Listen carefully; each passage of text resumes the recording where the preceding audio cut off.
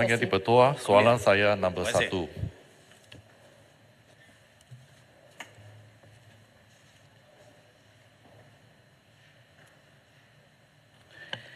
Bismillahirrahmanirrahim.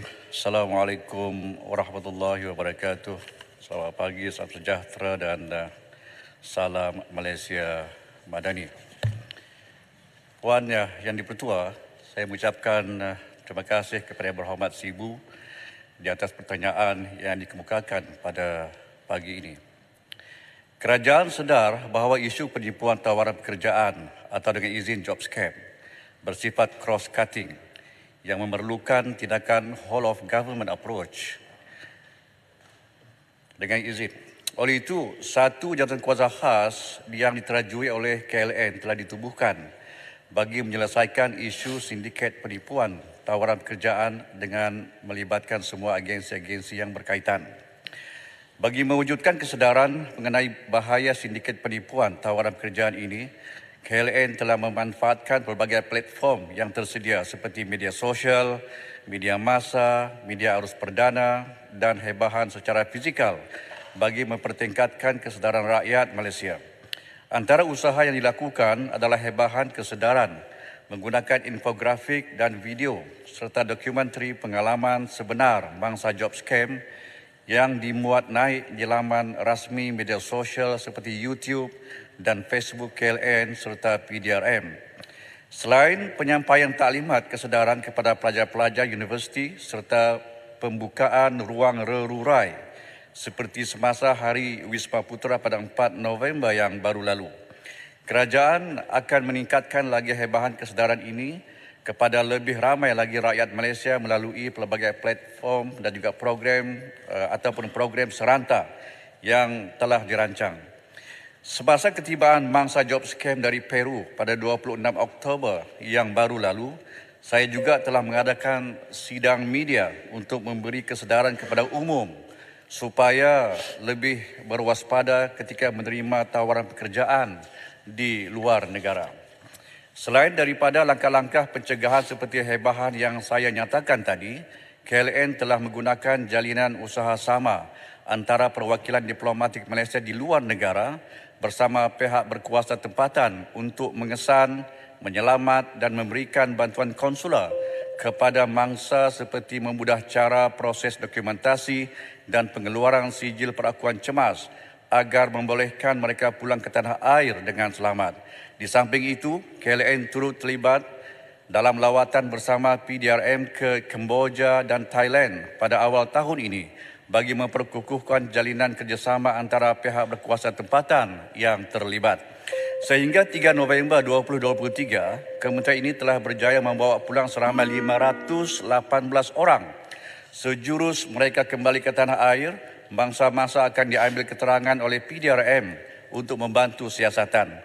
Kementerian ini juga sedang berusaha untuk mengenal pasti 26 orang mangsa warga negara Malaysia di Laos Kaeng, Myanmar yang terlibat dalam sindiket job scam. Kementerian Luar Negeri melalui Kedutaan Besar Malaysia di Yangon, Myanmar, dengan kerjasama di antara kerajaan Thailand dan Vietnam, Filipina dan China, sedang menyelaras dan menggunakan segala alternatif bagi membawa pulang 26 orang mangsa sindiket penipuan pekerjaan berkenaan dengan selamat. Dalam masa yang sama, KLN ingin mengingatkan semua warga negara Malaysia supaya sentiasa peka dan berwaspada apabila menerima sebarang tawaran pekerjaan yang diterima menerusi platform media sosial yang meragukan. Sekian dan terima kasih. Sibu. Saya ingin mengucapkan terima kasih kepada kerajaan atas usaha untuk menyelamatkan mereka ini yang ditipu oleh sindiket ini. Tuan Yang Dipertua, masalah penipuan kerja ini nampaknya tidak berkurangan sekarang dan menjadi semakin berleluasa. Keadaan menjadi semakin membimbangkan apabila kita tengok penculikan pelancong yang berlaku di Thailand. Ini mengakibatkan penjejasan industri pelancongan di sana. Saya takut pada suatu hari nanti keadaan yang sama juga akan berlaku di Malaysia sekiranya kita tidak menangani isu ini dengan cepat. Jadi soalan saya, apakah usaha bekerjasama antara negara-negara di ASEAN untuk membantraskan masalah ini? Adakah kerajaan akan mengambil akan menghantar pasukan penyelamat untuk menyelamatkan mangsa penipuan kerja ini, seperti apa yang dilakukan oleh negara China. Dan saya ingin tahu juga, berapakah peratusan mereka yang diselamatkan ini adalah akibat melalui pembayaran wang tebusan? Terima kasih Yang Berhormat Sibu. Memang masalah ini masalah yang agak rumit dan memerlukan sebagaimana yang saya nyatakan tadi bahawa whole of government approach. Ya. Jadi maknanya tanggungjawab ini merentasi semua agensi-agensi kerajaan, bukan hanya di peringkat Kementerian Luar Negeri tetapi di peringkat agensi seperti PDRN juga akan memainkan peranan. Untuk makluman Yang Berhormat, di pihak kita sebenarnya telah ditubuhkan jawatan kuasa task force sebagaimana yang saya nyatakan tadi bahawa akan mengadakan engagement dari masa ke semasa dengan pihak agensi-agensi di luar negara. Kita juga menjalinkan kerjasama yang hebat dan kita akan mengadakan lawatan dari masa ke semasa. Contohnya yang saya sebut tadi bahawa kita telah mengadakan lawatan bersama PDRN ke Kamboja dan juga Thailand untuk membincangkan cara macam mana kita untuk mengatasi dengan lebih terperinci lagi.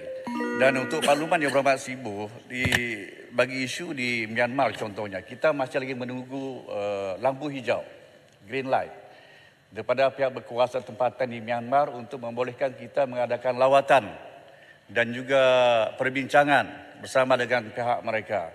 Ini adalah pendekatan yang telah kita buat dan sedang kita buat. Apa yang kita buat ini kita tidak akan hebahkan kepada umum terlalu awal. Kita takut nanti ia akan mengganggu siasatan, mengganggu usaha-usaha kita. Jadi untuk makluman, sindiket ini dia bermacam-macam jenis.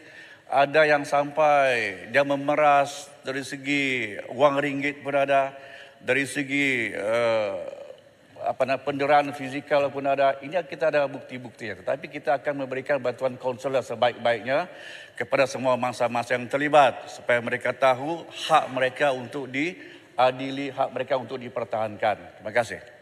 Ceroy. Terima kasih.